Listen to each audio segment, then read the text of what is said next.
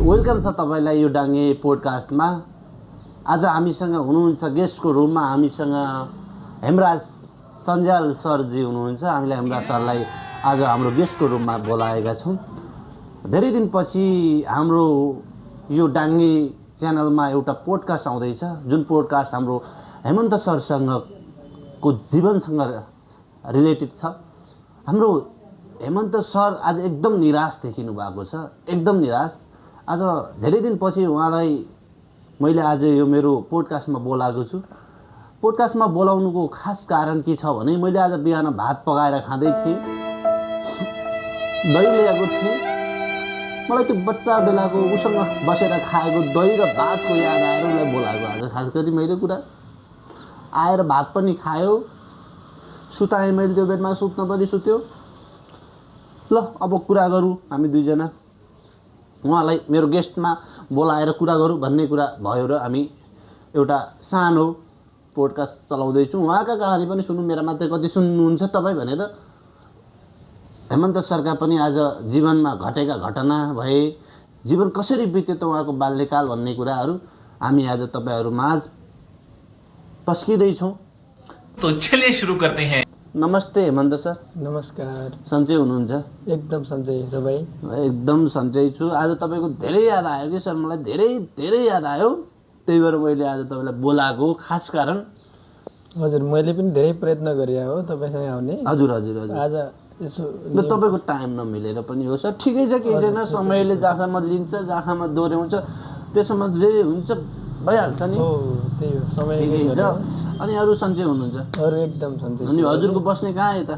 मेरो यहीँ बस्छु म, यतै। त्यो गल्लीभित्र गएर त्यो सर्पा जस्तो यस्तो यस्तो गर्ने ठाउँ त होइन नि फेरि?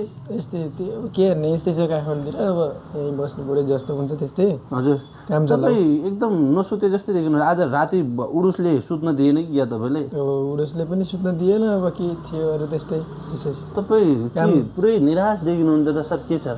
डिप्रेसन सर के छ? निराश नै छु। अब पहिलेको बाल्यकाल सम्झिँदा। बाल्यकालको याद अहिले पनि आइरहेछ तपाईँलाई? आइरहेछ नि, धेरै। नरुनु सर, तपाईँ सही ठाउँमा आइरहनु भएको। तपाईँहरूलाई अब हाम्रा दर्शकहरूले तपाईँहरूको गुनासो सम्झेर तपाईँसँग क्युआर माग्नेछन् सर। म पनि केही आशले केही हुन्छ कि भनेर तपाईँको पोडकास्टमा आयो हो। हजुर हजुर। केही गर्न सक्नुहुन्छ भने दर्शक श्रोतामाझ पनि म भन्न चाहन्छु। हजुर हजुर। पहिला धेरै गरियो होइन गाउँमा। हजुर, के हजुरले गाउँमा बाल्यकालमा के गर्नुभयो सर? दुःख सङ्घर्ष भन्ने कुराहरू के गर्नुभयो सर? दुःख सङ्घर्ष त्यही हो, पढियो लेखियो, काम गरियो। काम चाहिँ धेरै गरियो। काम के गर्नुभयो सर तपाईँले? त्यस्तो काम हुन्छ नि, मैले धेरै गरेँ। हजुर भन्नु न। अरूले नगरेको एउटा गोरु जोत, पहिला सुरु एउटा गोरुदेखि गरेँ। हजुर, एउटा गोरु जोतेर? एउटा जोतिसके, दुईटा पनि गरेँ सँगै सर? सँगै। तपाईँले यस्तो, मैले यो कुरा पनि सुनेको थिएँ सर, तपाईँले त्यो बल्लेगडा भन्ने ठाउँमा 4वटा गोरु सँगै जोतिराख्नु भएको रहेछ सर? 4वटा पनि सँगै जोतियो, 3वटा पनि जोतियो। क्युआर त फिक्स आउँछ सर। अब तपाईँलाई क्युआर त दिनै पर्छ सर, यति दुःख गर्नुभएको रहेछ। 4टा गोरुसँग सँगै जोत्नु भने कोही अहिलेसम्म रहेछ नि। अनि तपाईँको भैँसी कतिवटा दुनुभयो? गिनिज बुकमा नामै लेखुला भन्ने हो।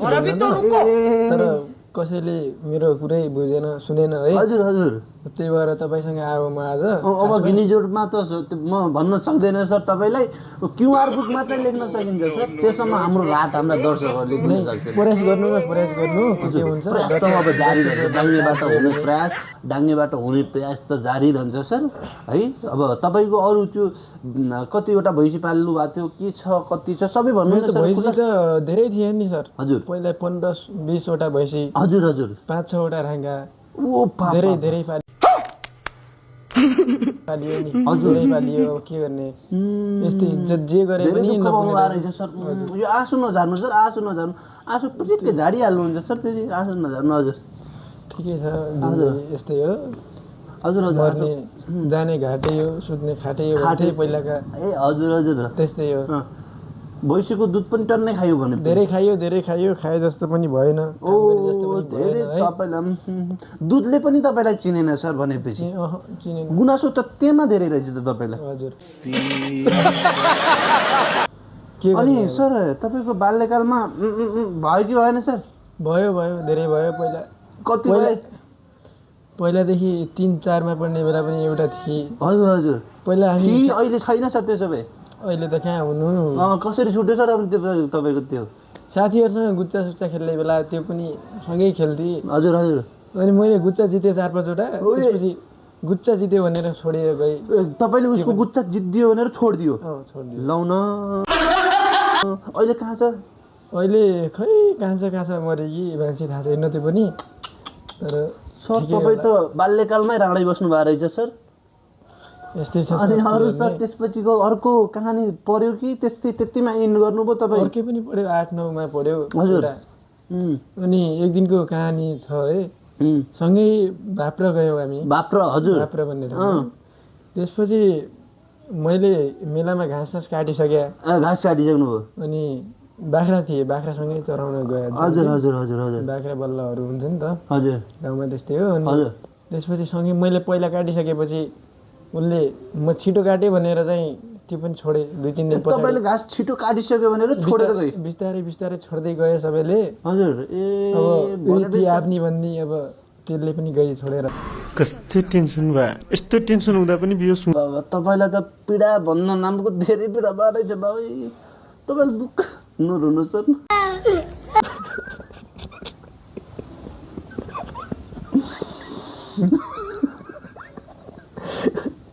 कस्तो हाँसै लाग्ने थियो नि तपाईँ।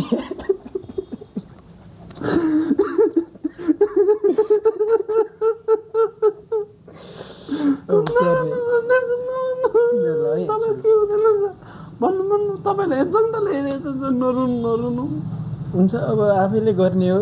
कसैले कति बेला साथ छोड्छ, कसले छोड्छ भन्ने थाहा हुँदैन है। मलाई रुगै लाग्यो सर तपाईँको कहानी सुन्नु। तपाईँले कि मेरो कहानी सुनिदिनुहुन्छ कि समाधान गरिदिनुहुन्छ भनेर।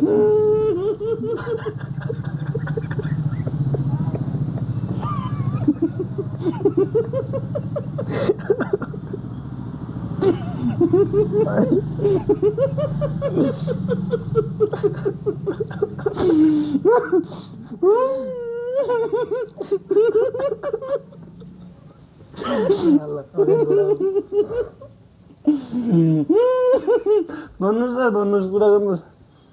त्यस्तै अब 9-10मा गाउँमै पढियो। हजुर सर। त्यसपछि 11-12 पनि यता आयो। कैसे लोग रहते हैं यो काठमाडौँतिर। हजुर।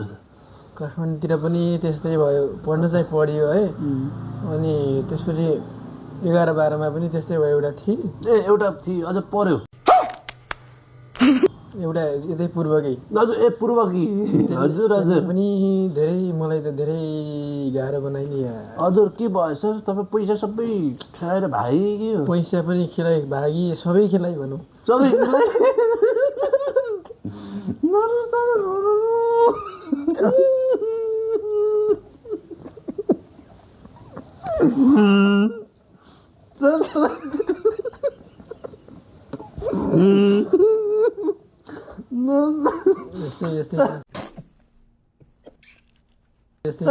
सर यो तपाईँको राज अहिलेसम्म 3टा लपरेको छ। त्यो तपाईँको लाल ओठ छ नि, ओठको राज त्यही हो कि जस्तो लाग्यो मलाई।